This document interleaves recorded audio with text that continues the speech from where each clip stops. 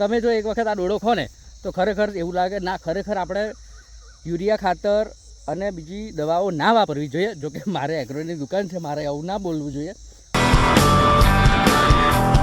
તો હેલો મિત્રો, કેમ છો બધા? મજામાં છો? તો મિત્રો આજે તો હું અમારા ખેતરમાં આવ્યો છું. જે ખેતરમાં અમે એકદમ ઓર્ગેનિક મકાઈ કરી હતી. જે મકાઈમાં અમે એક પણ જાતની, કોઈ પણ જાતની દવા નથી છાંટી કે કોઈ પણ જાતનું ખાતર નથી નાખ્યું. એવા ઓર્ગેનિક ડોળા અમે આ વખતે પકવ્યા છે, ઓનલી ઓન છાણિયા ખાતર પર. તો હું તમને બતાવું. હા, ડોળાની મકાઈના રાડાની સાઈઝ નાની છે, પણ શું મીઠાશ લાગે છે બાપુ! આ હા હા હા, જન્નત જેવું લાગે. તમે જો એક વખત આ ડોળો ખો ને તો ખરેખર એવું લાગે ના, ખરેખર આપણે યુરિયા ખાતર અને બીજી દવાઓ ના વાપરવી જોઈએ. જોકે મારે એગ્રોની દુકાન છે, મારે આવું ના બોલવું જોઈએ. પણ એકચ્યુઅલીમાં ખરેખર ઓર્ગેનિક ખેતી કરો, બહુ મસ્ત મજા. પણ લોકોને ઓર્ગેનિક ખેતી નાના ડોળા ગમતા નહીં. નાના ડોળા થાય તો કે અમારે એક નાના નાના ડોળા થયા. પણ એકચ્યુઅલીમાં ખરેખર આ ડોળા તમે ખો ને તમારું દિલ ખુશ થઈ જાય. હું ખેતરમાં આવી ગયો છું. જે મકાઈ અમે કરી હતી એ મકાઈમાં એક પણ રૂપિયાનું અમે ખાતર નથી નાખ્યું કે પછી કોઈ પણ જાતની દવા નથી વાપરી. જે રાસાયણિક દવાઓ આવે છે એ એક પણ પેસ્ટિસાઇડ દવા યુઝ કરી નથી. આ મારે પોતાની એગ્રો છે, છતાં બી મેં એક બી રૂપિયાની દવા અંદર યુઝ કરી નથી. પૂરેપૂરું તમને દેખાશે કે અંદર ઘાસ બી વધારે છે. હા છે અંદર ઘાસ, એને અમે નીંદાવ્યું હતું.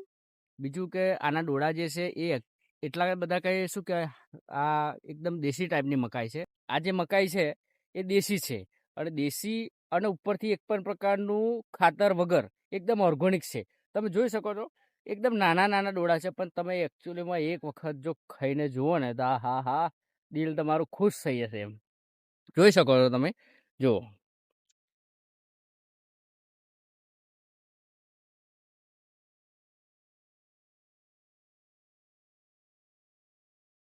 છે ને મકાઈ છે, સરસ મકાઈ છે. એવું છે ને, પાછા ડોળા બી નાના, ડોળા બી છે મોટા.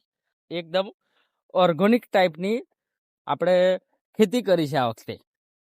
છે ને અંદર ઘાસ બાસ બધું તમને દેખાશે, કેમ કે એક પણ જાતનું આપણે શું કહેવાય કે હર્બીસાઇડ બી એક બી છાંટી નથી અંદર. તમે જોઈ શકો છો સારા એવા ડોળા છે. ડોળા પાકી ગયા છે, એટલે એક બે દિવસમાં અમે આની કાપણી કરશું. મોસ્ટ ઓફ તમને આવા ડોળા, આવી મકાઈ દાહોદના વિસ્તારમાં તમને વધારે જોવા મળે, પણ બહુ મીઠી લાગે. હા, મેં પહેલાં પીપલોદમાં જોબ કરી હતી, તો પીપલોદમાં બી આ ટાઈપના ડોળા મળતા.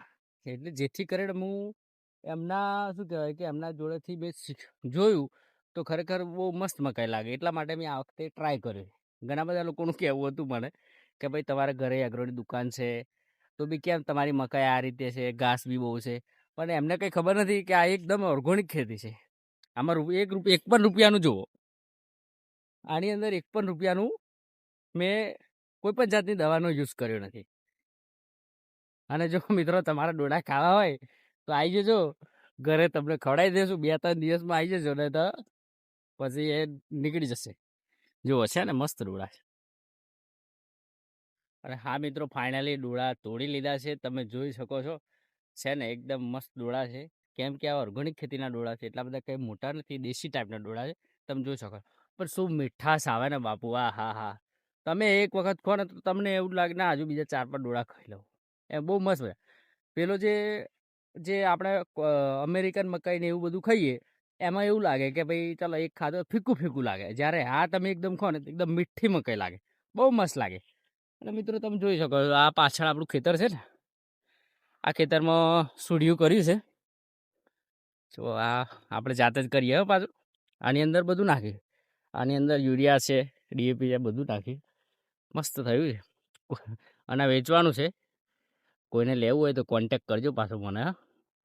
આ પૂરું ખેતર આપણું, આ પાછળ બી આમાં બાજરી કરેલી છે, લચકા બાજરી ને સુડિયું ને બધું મિક્સ છે એમાં.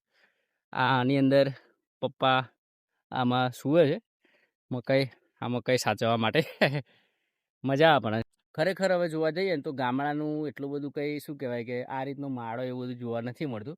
મોસ્ટ ઓફ લોકો હવે સિટી તરફ વળ્યા છે, એટલે આ ટાઈપનો તમારે માળો બી જોવા નહીં મળે. પણ અમે તો એક ગામડા લેવલના માણસ છીએ, એટલે શું બધું કામ કરીએ છીએ. એવું નહીં કે ટોટલી કામ કરીએ છીએ. આ ખેતર બી આપણું છે, આની અંદર બાજરી કરેલી છે, પાછળ બી સુડિયું કર્યું હતું, એ કટિંગ ચાલુ છે. અને આખા આમાં આખા ચાયડામાં સૂળિયું કરેલું છે. તો થેન્ક યુ મિત્રો. મળીએ આપણે નવા બ્લોગમાં. અને શું તમે બી ગામડાના હોય અને આ રીતે ખેતી કરતા હોય મારા જેમ, તો કોમેન્ટ કરજો જરૂરથી. ઠીક છે, ચલો જય માતાજી, મળીએ નેક્સ્ટ બ્લોગમાં.